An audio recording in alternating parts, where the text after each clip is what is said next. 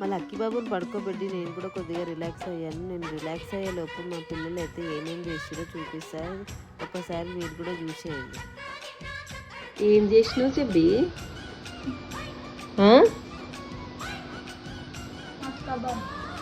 మస్కాబన్ అంటండి, చూడండి చేసినావు.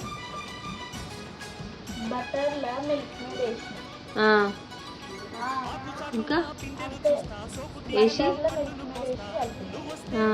దీనికి అప్లై చేసినావు. ఇక